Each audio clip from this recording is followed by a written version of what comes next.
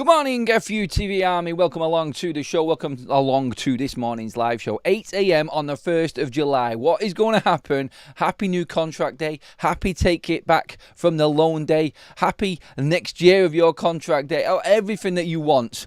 Hopefully happy time to get business done day for Manchester United. Updates on Brian and Mbeumo. Big updates from Ornstein and Romano both this morning in the show. Manchester United were given the opportunity to sign Jhon Duran. He's on his way to Fenerbahce. Why are United turning down the opportunity to take a striker on loan that they know they need? There is a big emphasis on what Manchester United are trying to create at the football club at the moment. We're going to talk about that as well. Why? We'll get your thoughts on Ollie Watkins because Romano has had his piece on Ollie Watkins as well. We're going to bring you all of them updates in this morning's show as well. We're going to be talking about the deal with Alvaro Fernandez and exactly how much Manchester United are going to get as the player refuses to play for Benfica because he wants that Real Madrid move, and that is now edging closer. So more money in the bank for Manchester United as we hit this new financial year. Is this going to be the clincher to get Brian and Mbeumo over the line?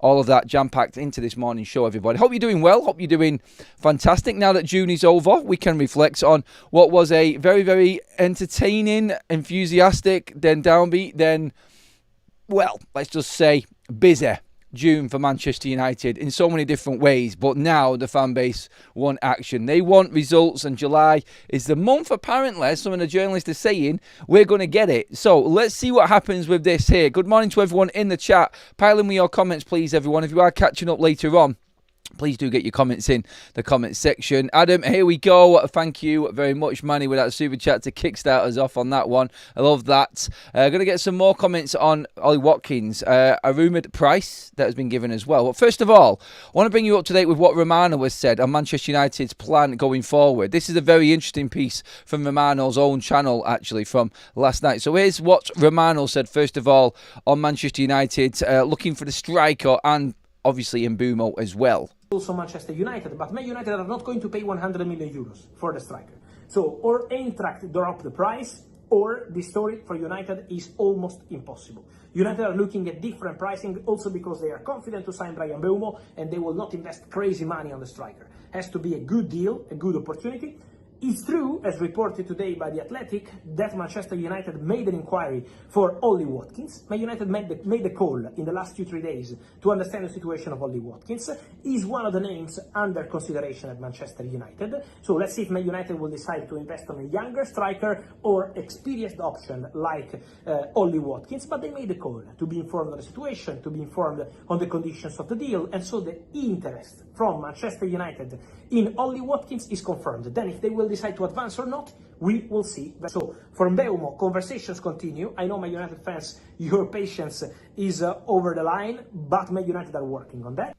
Lots to get into from that piece there from Romano. He understands the impatience of the Manchester United fan base, so he can obviously feel that coming around, can't he, with everything that's going on at the moment regarding that deal. But United moving closer on that. I want to start today's show and then move on to what Romano said, though, because Romano did say in his video also that Manchester United were offered the chance to sign Jhon Duran. Now, this was a conversation that we've had a few times. We've not really looked at it and gone into depth too much on it because there wasn't enough news or stories around it. We just knew that there was a problem over in Saudi Arabia with Jhon Duran. He's having personal problems and he would be available for loan. I knew this about 3 weeks ago and I was talking and I've put it into a couple of conversations in our shows. Not many people have bet on this one and they wouldn't take Jhon Duran. Would you have taken Jhon Duran at Manchester United is a question that I wanted to ask into the live chat this morning in particular because obviously we need a striker, and like Romano said there, Manchester United are not going to go out and spend big on a striker. We're not going to blow a big part of our budget on another striker. It has to be a good opportunity and it has to be at the right price for Manchester United. They're confident in getting Mbeumo over the line and they're just going to look for the right chance to take a striker at this point. It looks to me from that like Manchester United have said, right, we've not got our striker with the number 10. We're going to buy 2 10s who can adapt and then we'll see what opportunities come up for the striker. That's how I read that. I don't know. You tell me in the chat as well what you think about that and get your conversations going there. But, I mean, concerning, it's sensible. It's sensible. I want Manchester United to be out there getting a striker. I've said this all along. I think it's key that we go into the season with another striker. Jhon Duran would have filled a void for a season. But Manchester United were unwilling to pay £200,000 a week wages, which Jhon Duran wanted. So that apparently is the deal in terms of wages that Fenerbahce are paying at the moment. He's on his way. Romano has already confirmed this, but United did have the chance to buy him. Are you happy with that scenario, that United have said, no, we're not just taking the obvious. We're not just going to pay somebody what they want for the sake of needing a striker in? Are you happy that we've took that stance and mistakes we've made before, just bringing in anybody willy-nilly because the deal seemed right? I spoke about this last night. Just because it's obvious, United are not going to make the deal happen. They're not just going to go for anyone. They're going to make sure that that player is what Ruben Amorim wants. Remember what Ruben said. We're not going to make the same mistakes that we've made before. Each deal has to be absolutely pinpoint for Manchester United. Or are you on the other side of this and you're saying that we needed a striker? Surely for one season to get into the Champions League, maybe with a Jhon Duran, even if he's 200 grand a week. Break that so-called wage structure, which Ineos have not gone over yet in any of their transfers so far. No one has been paid more than 200 grand a week at Manchester United, and that's any of the players that have so far come in, including Mbeumo when he arrives and Matheus Cunha this season, this transfer window already. Is that the right way to go for Manchester United? Because I look at it that way, and I think most of the Man United fan base would understand this method, would understand why Manchester United are doing this, because obviously we're seeing what's happening right now with Rashford, with Sancho, with Antony, Casemiro, Onana to a certain degree as well. With the wages that these players are on, nobody wants to buy them. So United have changed the way that they are doing deals, and I feel like they're not willing to go above it. They've said that's it. Drawn the line, no more big wages. Jhon Duran has had one half a season, near enough, in the Premier League. Am I right in saying that? Like that's where we're at with him? And United weren't willing to pay that man 200 grand a week wages just to have a season at Manchester United. Would that be going over the heads of a Matheus Cunha or Brian Mbeumo after what they've done, and you just bring someone in who's not been proven for long enough or anywhere near as proven as long as the likes of Mbeumo and Cunha, just coming in and earning more than them? The more I think about it, you know what? We need a striker. I would have been interested in Jhon Duran, but United have said no. El Nazar wanted the full wages paid up front. He's on absolute mega bucks at the moment. They needed to cover him, and that was the deal, basically. United have said, we're not paying them wages. It's as simple as that. Was offered and rejected, declined instantly by Manchester United. So, again, I ask the question, is this the right way to go for Manchester United, in that we are turning down these deals? The Athletic have spoken about, and Laurie Whitwell in that piece we talked about with Ollie Watkins last night as well, that United have looked at the likes of Osimhen. They could afford Osimhen in terms of instalment payments if they wanted to go there, but they're not going to blow a budget on a big striker who wants absolute fortunes in wages. And the structure of the deal with that instalment package on Osimhen and then his wages on top of that didn't suit what Man United wanted to do. They're not doing it. They're not going to go and blow budgets on players like this. I think it's right in a way that United have actually addressed this.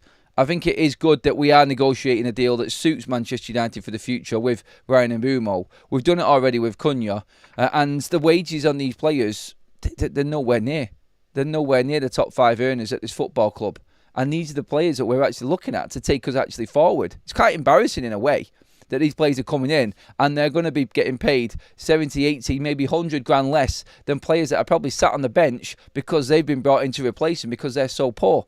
It's embarrassing for the football club in a way on that side of things. But again, it does look like we're actually moving in the right direction and addressing serious issues at the football club rather than papering over cracks. And I think that's the stance I've got with Duran on this one. Yes, he might have done a job for Manchester United this season. Might be in the word there in all of this. But also, we did get an update there, and you heard it from Fabrizio Romano in that piece there about Ollie Watkins, which we're going to talk about in a moment. But I want to get right into the chat on this subject from the off, everybody. So let's get into the chat on this. A Block, who is 17 months a member. Rashford benching Watkins tells you everything. Well, that was Emre. And you know what? I would still put Ollie Watkins in my team in a number 9 in the Ruben system, miles ahead of Marcus Rashford. Emery wants a different type of striker. Ruben wants a certain type of striker as well. They're different in their approaches. We've seen that clearly.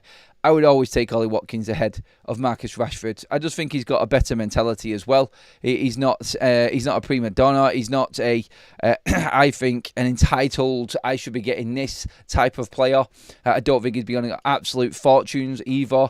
I think it would be a sensible move for Manchester United. The more and more I look at the move for Ollie Watkins, the more and more I like it. But we'll get into that in a minute as well. Let's get some more comments in, first of all, from you guys and seeing where you're actually at. We've got a super chat in from Ross, who says, Durant is a great player. We need to start saying no to deals that don't benefit us until the word gets out that we aren't a walking ATM machine anymore. Good points. I think that's what I'm sort of getting at there as well, Ross. We do need to make a stance. Like, we're not just going to be that place where players go to get a massive wage. We're not going to be that place, well, United might take you. It's not the same anymore. We created this. We created our own downfall, really. We created this monster, which Manchester United is, which is eating itself from the inside out because of these deals that we were just openly letting happen. And we're happy to pay.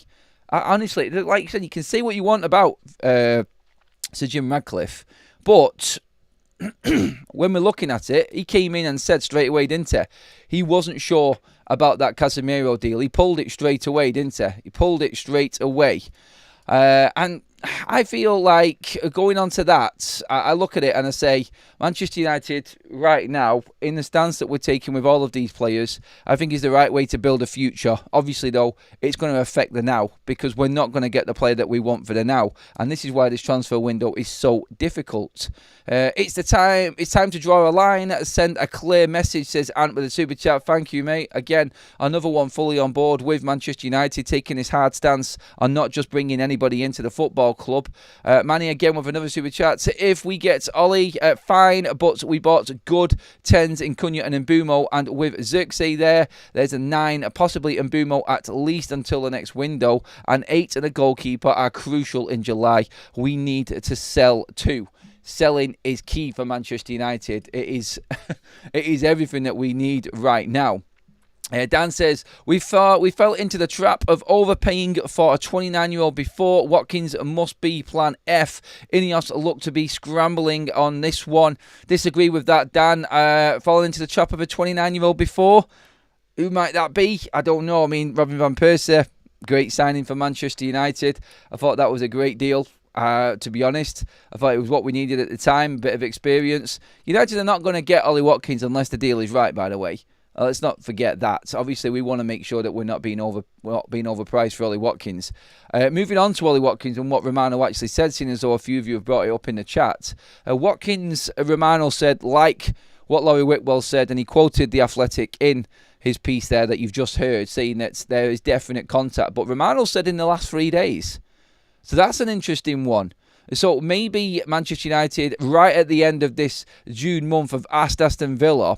Laurie didn't go into too much detail as to when this actually happened, but Romano did. So it now looks like in the last week of June, United have approached Villa to see what they want to do, whether they want to trigger that Aston Villa buy on to the loan.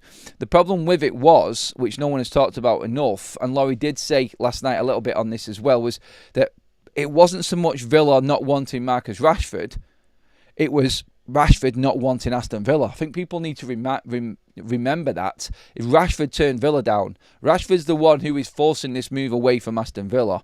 I think Villa might have been interested in doing a deal with United over Watkins. If Watkins isn't happy with Emery, and they can obviously sell Watkins to us as part of a deal and take Rashford in, then maybe that was something that they were willing to do. They still need to sell more players, though, let's not forget Aston Villa. But Romano saying that the contact has been made in the last 3 days for Ollie Watkins from Manchester United shows you that they are looking for the right deal. They are looking for Premier League proven players. They are looking for guarantees rather than chances right now. And like Romano said there, it has to be the right opportunity. They're checking on everything. And I haven't got a problem with that. I'm happy that Manchester United are fishing in a few different ponds right now for a striker. But the interesting thing that Romano said in all of that last night was that Manchester United will not pay silly money for a striker. So that takes Gyökeres out of the situation as well for me. United are not going to do it. They're not. You heard what Romano said. It is virtually impossible for Manchester United to make that happen financially. They are not going to do it. They're not going to spend big on a striker. Now, Marco Alcaraz said last night that the rumoured sort of price around Ollie Watkins is about 45 million. Would you take Watkins for 45 million is another question there as well. We have got a poll running right now. Were United right to turn down Duran? Let me know your thoughts on that poll as well. If you've not got a message in or if you've not got a comment in, get involved in the poll and let me know what you think to Manchester United turning the possibility of signing Jhon Duran down on a loan.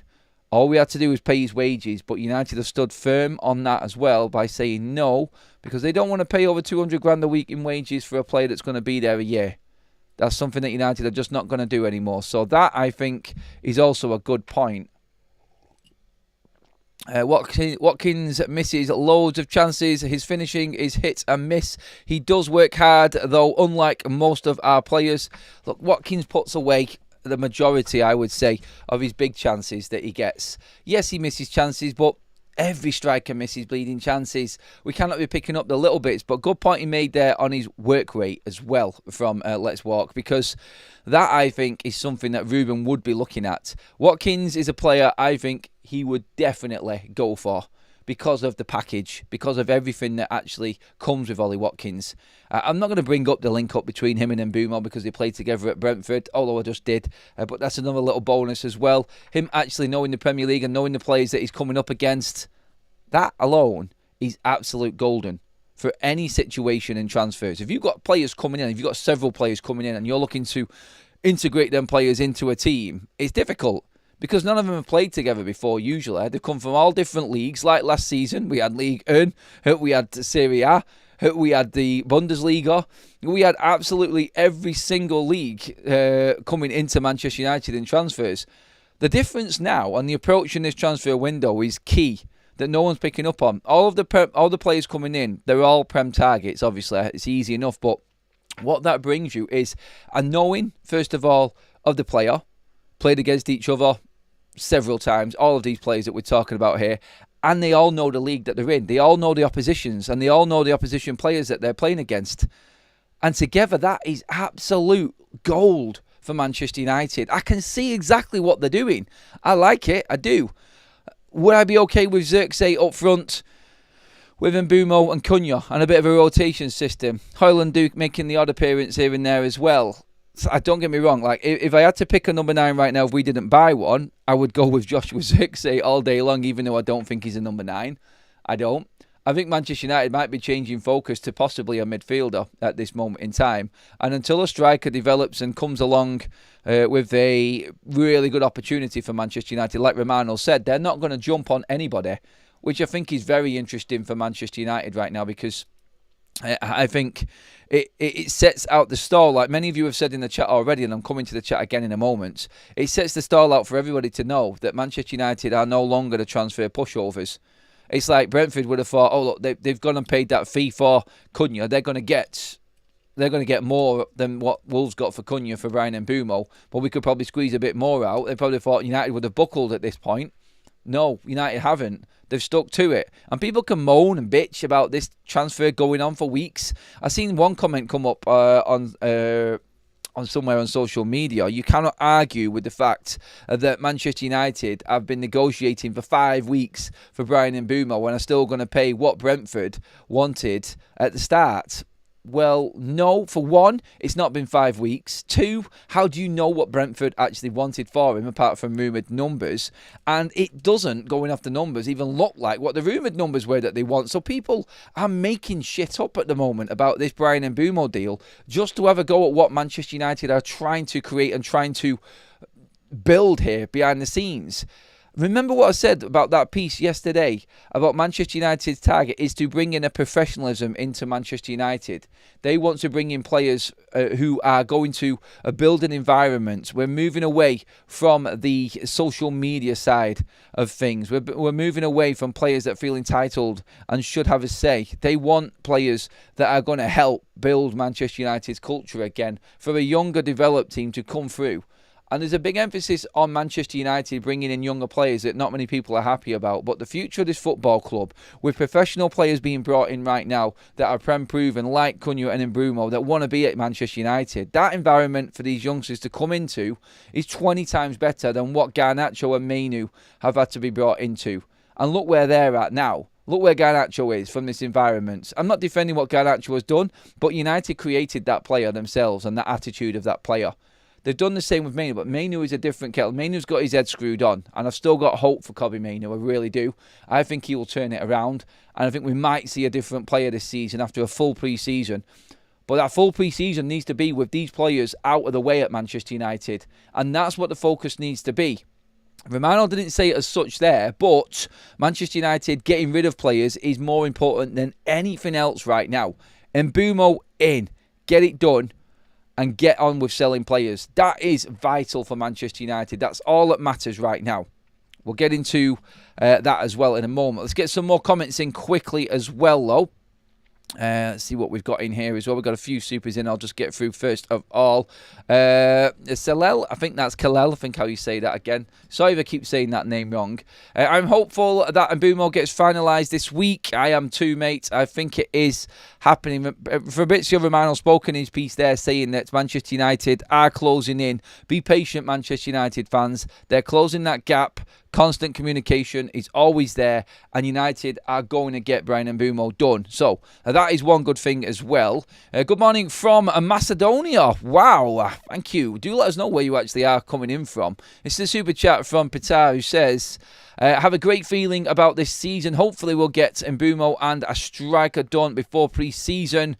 Up the effing Reds, he says there. Love that. Thank you for that super chat, buddy.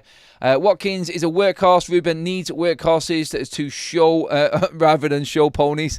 Great comment there, Manny. Love that one. Syed again with another super chat. Thank you, mate. The problem with Saudi clubs is not the quality of the league, but is it raises the wages demands, which affects the clubs to pay realistic when they're sold out. Yeah, I get that, mate. Basically, the players in the Saudi Pro League coming back to the Prem or back to another European division, coming off them wages that the Saudis have given them, is virtually impossible to match. And I know there's an element there that they will obviously understand that the wages going to Saudi is big, and if they come back, they're going to have to take a bit of a drop. But it still feeds them, doesn't it? It gives them that thinking that they could be getting a lot more.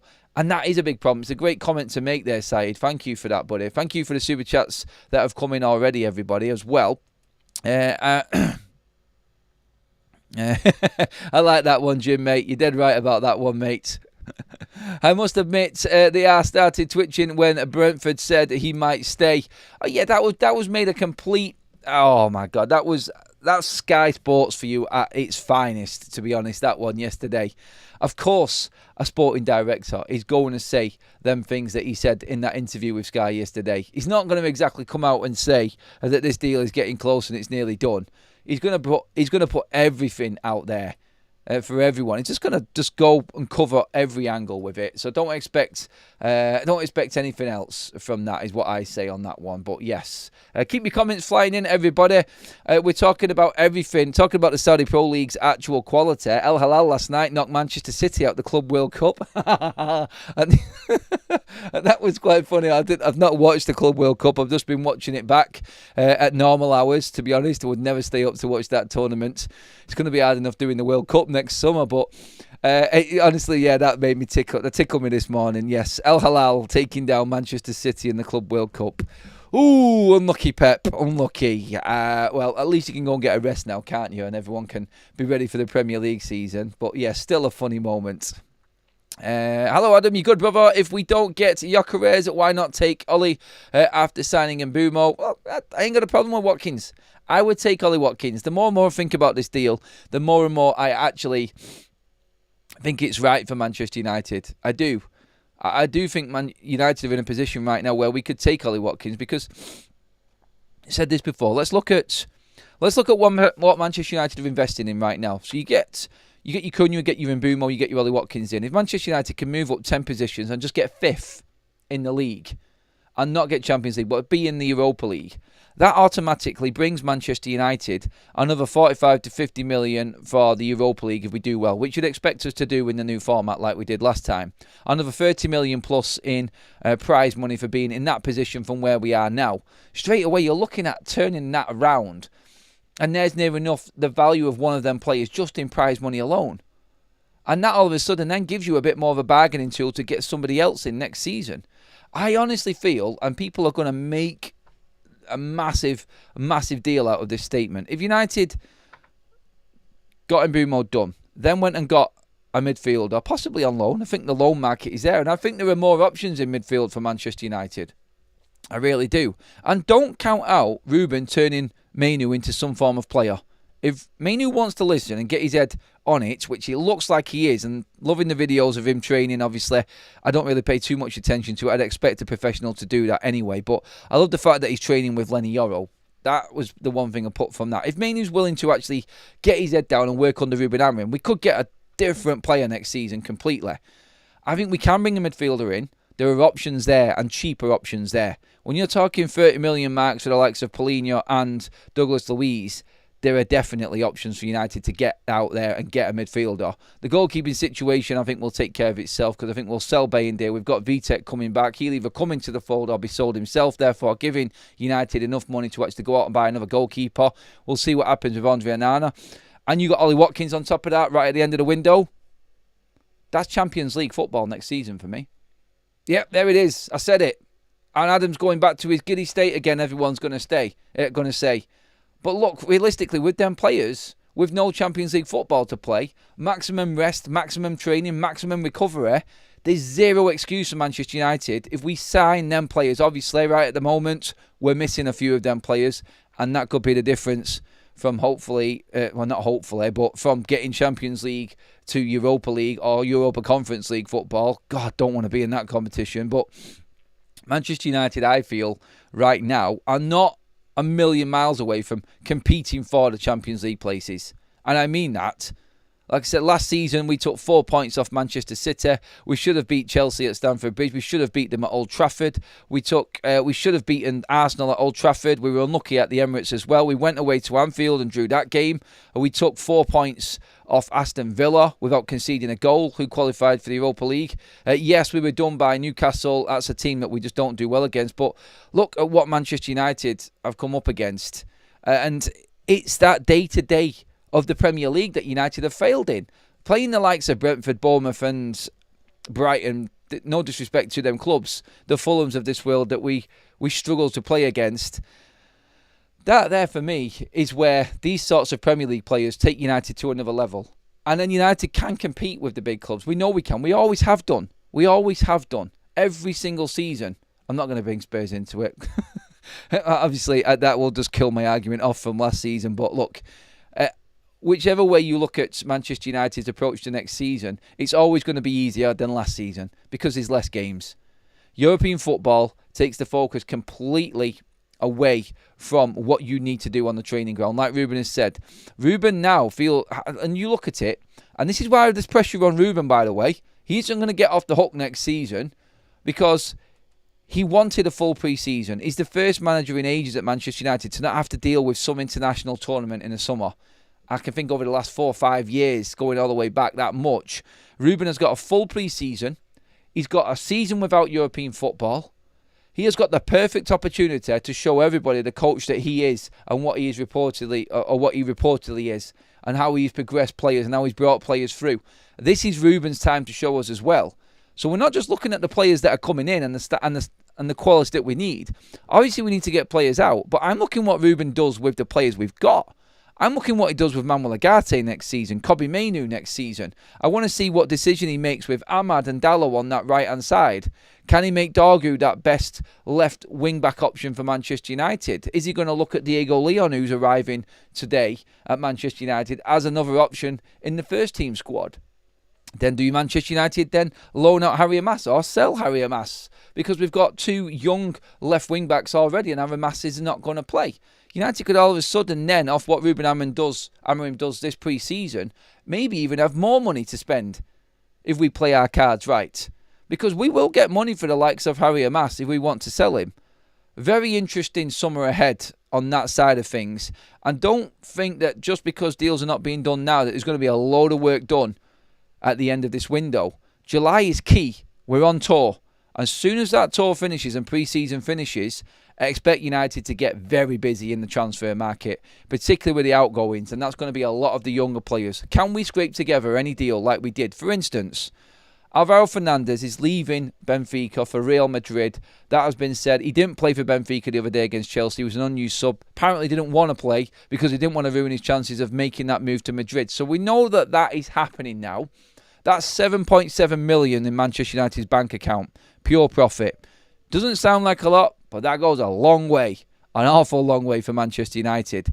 Remember when we sold Willy Cambuella last season for 8 million to Villarreal after a few Premier League appearances?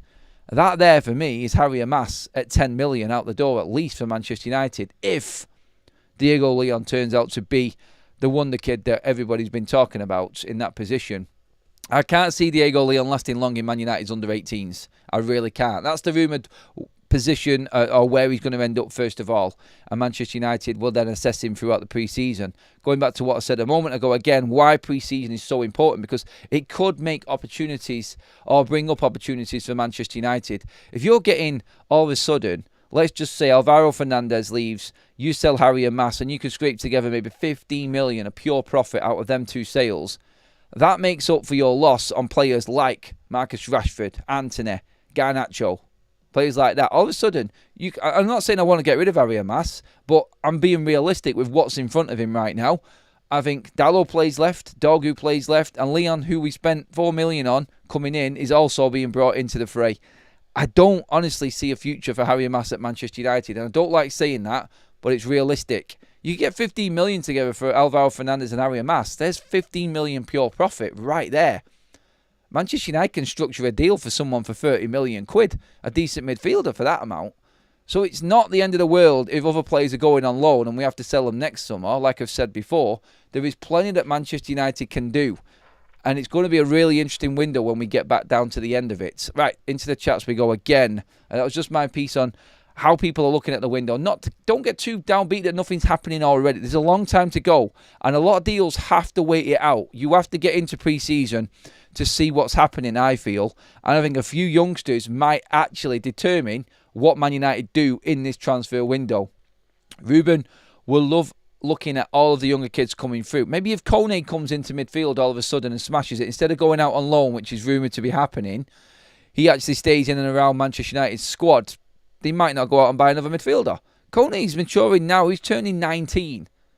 It's not like this kid has got years on his side like Chido has at the moment. He's 2 years older. You're expecting some outcome from Kone soon.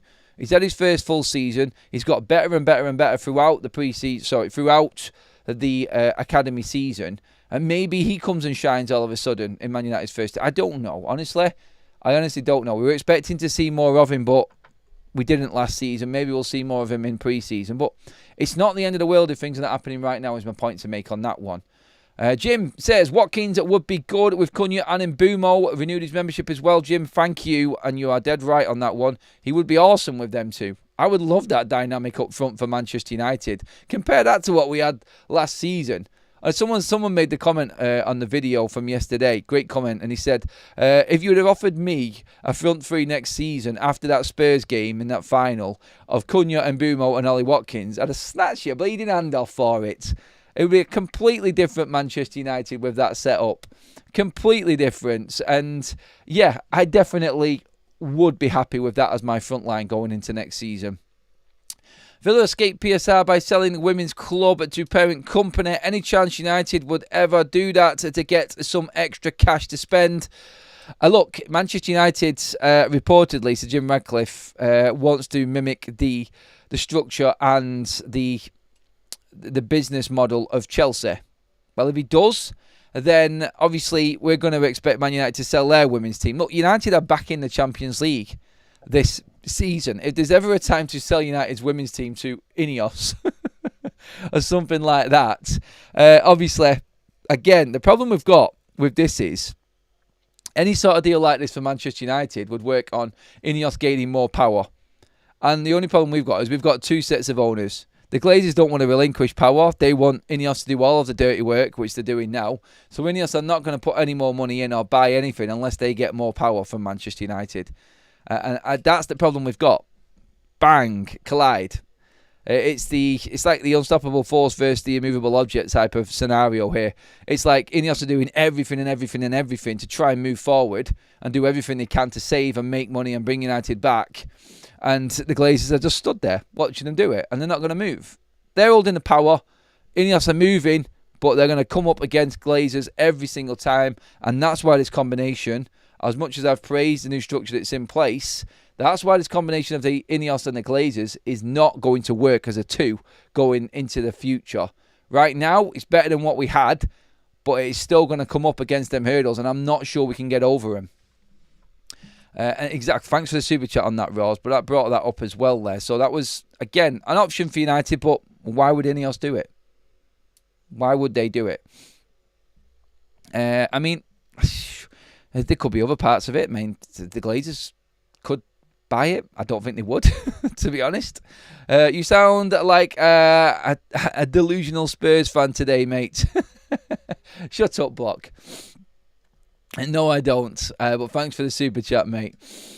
Right, into some more chats on this. Let's see. Man United fans are so unbelievable. Lied to for last 12 years by the Glazers and lately by Ineos. Have most expensive deadwood that no club in the world wants. Fans is delusional and arrogant.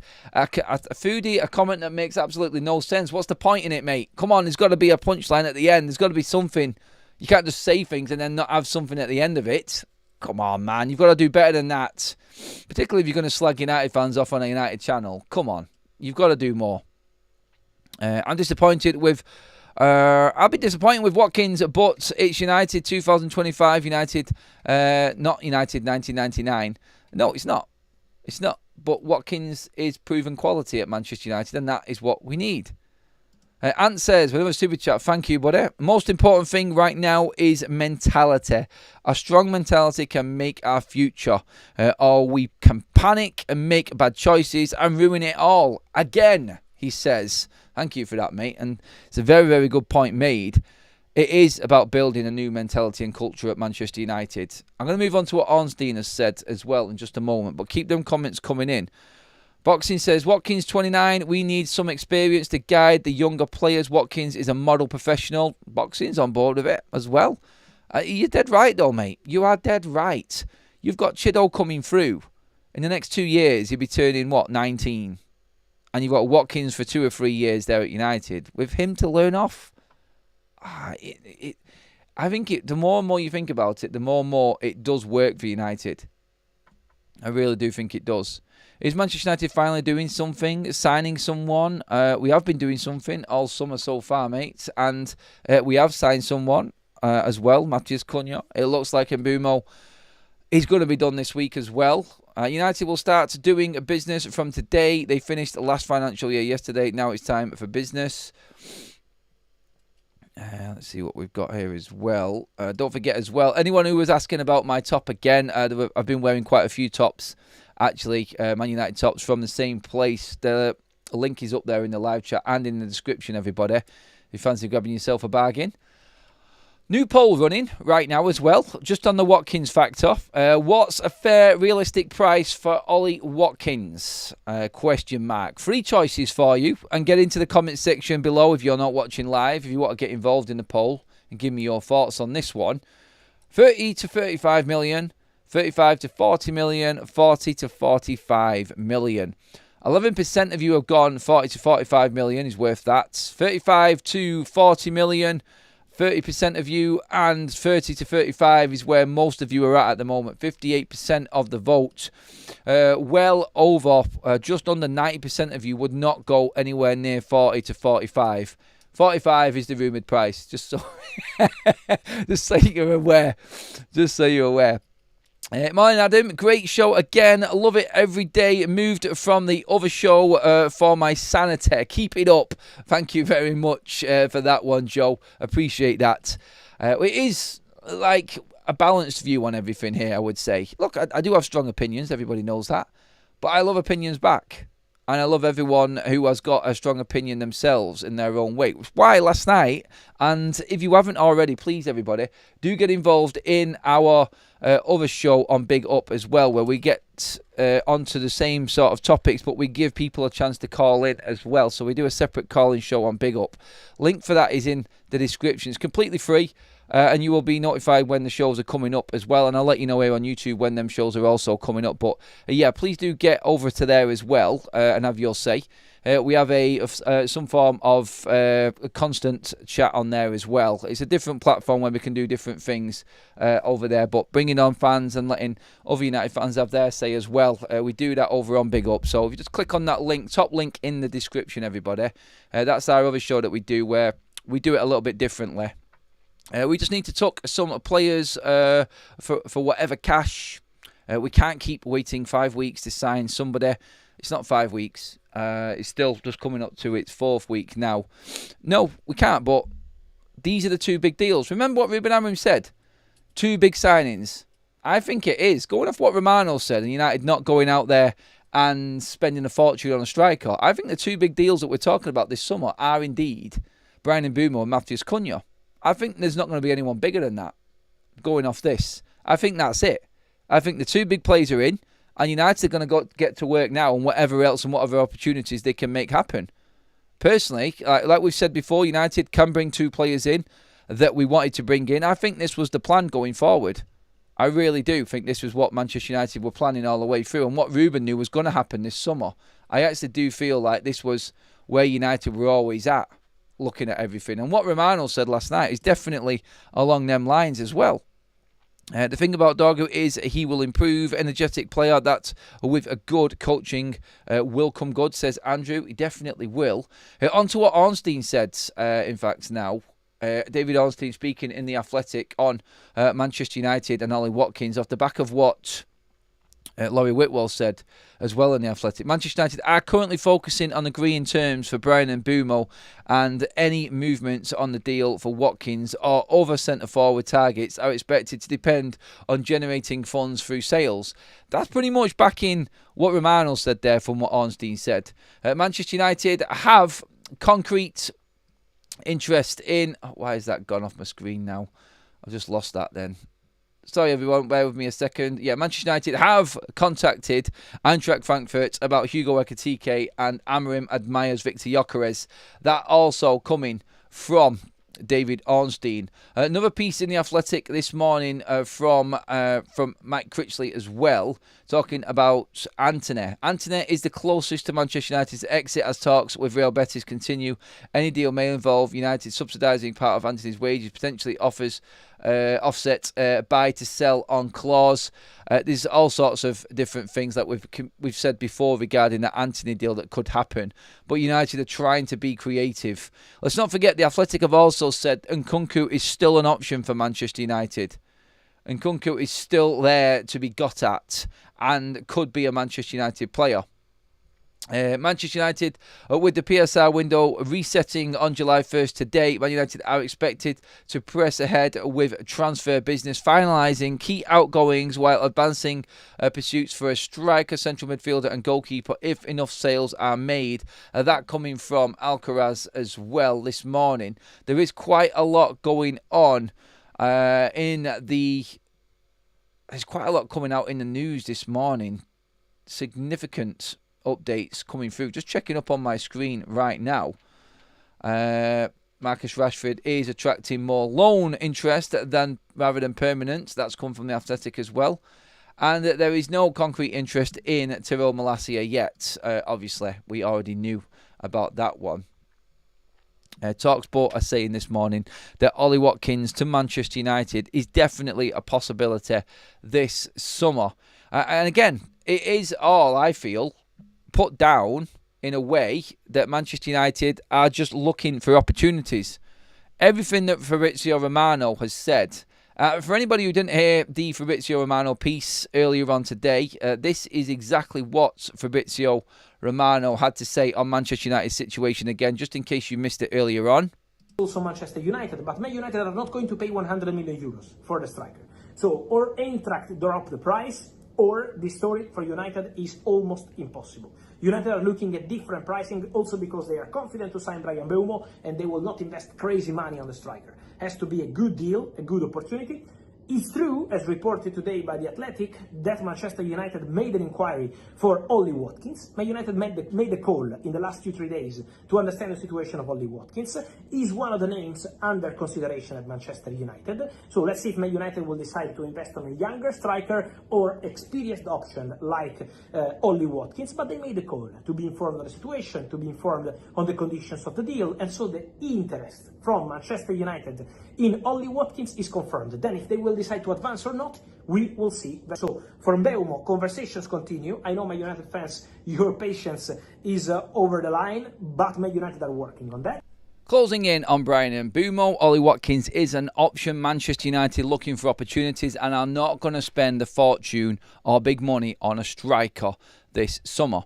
I actually feel like Cunha and Mbeumo are Man United's top two targets, and they're going to try and work on everything else from that. It is July 1st, and Manchester United are now obviously into the new financial year, so expect United to get on with trying to move players on now at this point, I think, more than anything else.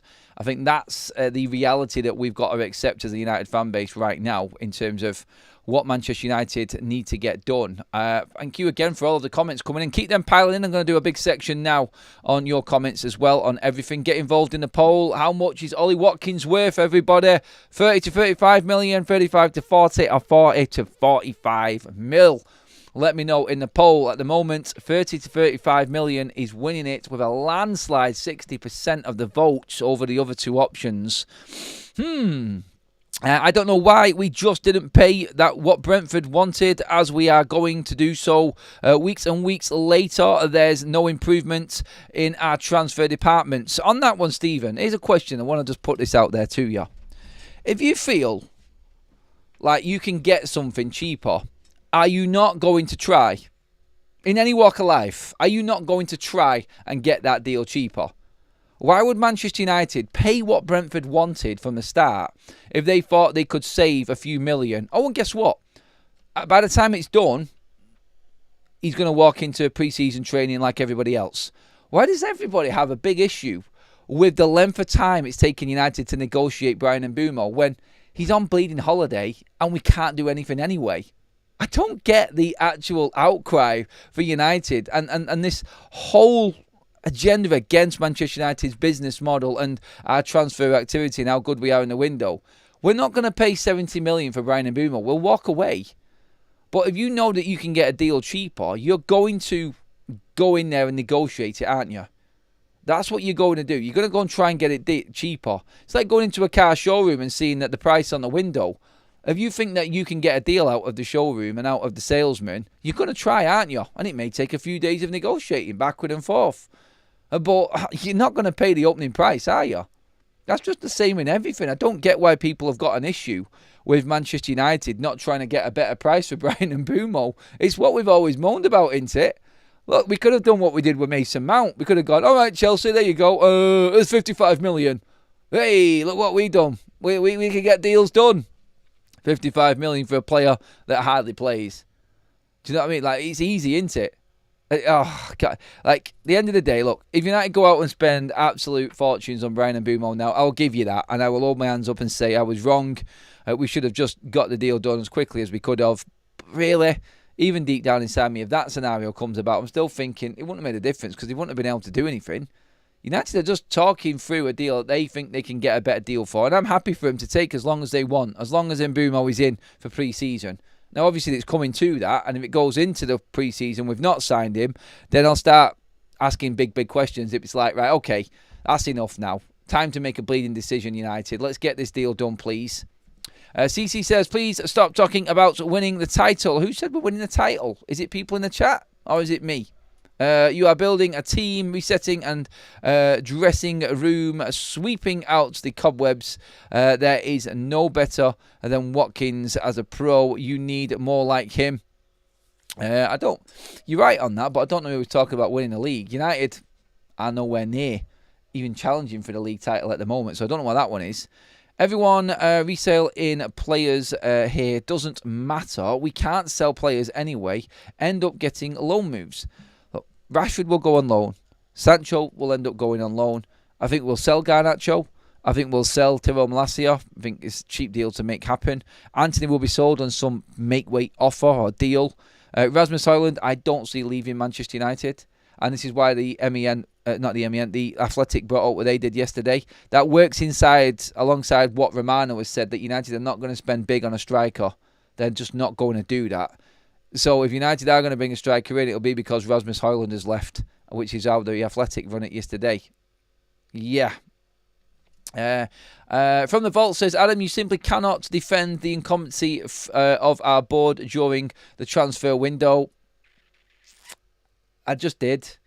And I'm talking about a new structure at Manchester United. I'm not going to defend what happened before, mate. No, you're right about that, but this is different. We're dealing with the incompetency of the previous board now with a proper football structure in place. That's what I will defend, not the previous board, but I will always defend what's in front of us right now because they're the facts. We're dealing with shit. We're dealing with nightmares from what they created. What deal has this board and this football structure brought into the football club that is currently a problem for Manchester United? You're scraping the barrel by saying you're a bit uncertain about Manuel Ugarte. That's the only deal that anybody really has got any issue with.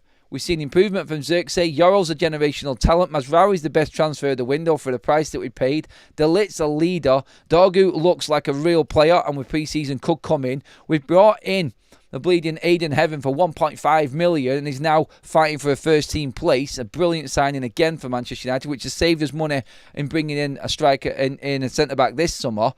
Yeah, I will defend what's in front of me right now.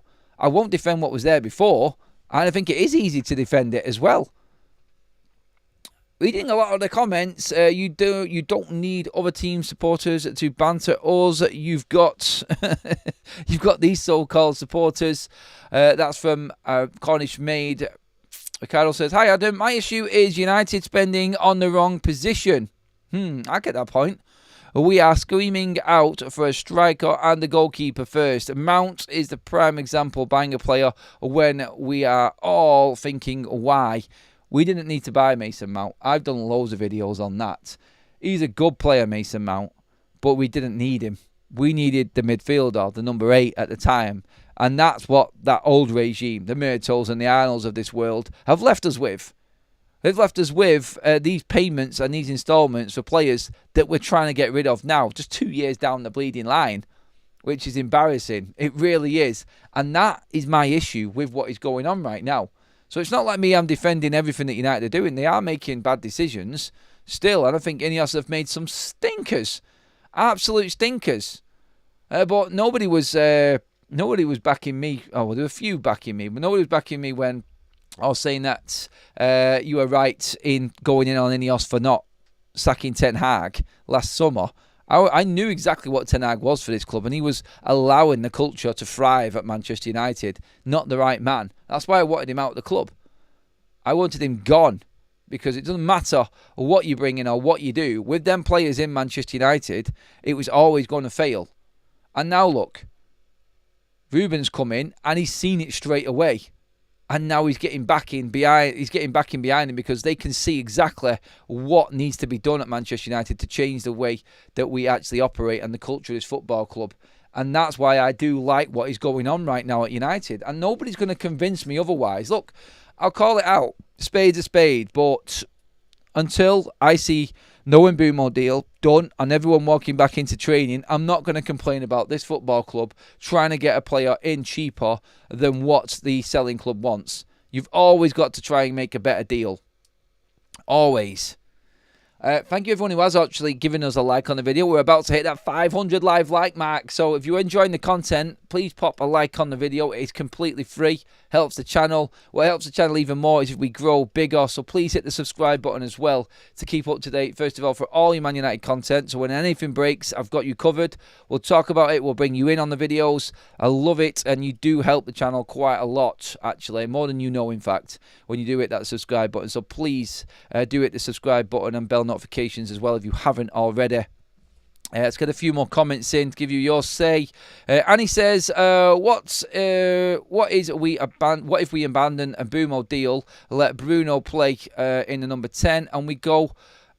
Oh, well, it's just gone off my screen, sorry. And we go out for a midfielder. Look, anything is still possible in this window. Anything. Alan says, Gyökeres deal is expensive with wages and agents' fees and fee on top. The story that's come out from Romano and the Athletic last night, I don't think we stand a chance of getting Victor Gyökeres now. I've had to change my sort of mind on that one. It does look like Mbeumo is the one for United, and then it's whatever comes up, what we can make happen. Other people will try and tell you that that is really bad business for Manchester United. Look, it's not. We just have to be sensible, and I think we need to look at it properly in a way that United do need to move players on just to make space in the squad. Let's not forget, it's a smaller squad that we're having this season as well. So United are looking to bring in the exact right players that we need. And if that means that other players have to move on first of all, just so be it.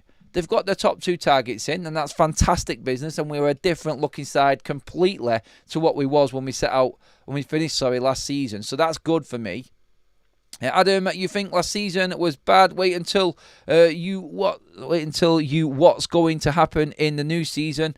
I think a typo in there, mate. But UK strains, what's going to happen in the new season with better players? It's not going to be worse than last season, mate. Sorry, I completely disagree if that's the angle you're going with there, buddy. Ross with another super chat. Thank you, mate. Really appreciate that. What type of talent evaluator looks at this club's roster sheet and says that Ahmad is the one to sit on the bench? Erik ten Hag was a joke. I definitely second that one. Look, that is our show all wrapped up, everybody. Everything covered and everything completely up to date on all Manchester United news there in one show. Thank you very much, mods in the chat, for helping out. Don't forget to check out your retro shirts like I've got on here. The link is in the live chat and the description. Go, obviously, and join us on Big Up for them other shows where we like to bring you in as well. All of our links in the description. Match Bingo as well, with the specials coming up on the Euros tomorrow. Also, the Club World Cup. Go check that out, and that's the QR code on your screen right now as well. And past that, everyone, that is everything done. All that's left for me to say is thank you again. Enjoy your day. I will keep you updated throughout the day as always. We'll be back later on with the live show. If anything breaks, I've got you covered. I'll bring you up to date with any news, usually around about midday if there is anything significant to talk about. But until then, thank you, everyone. Like, share, subscribe. I'll see you all later on. Have a great Tuesday, everyone.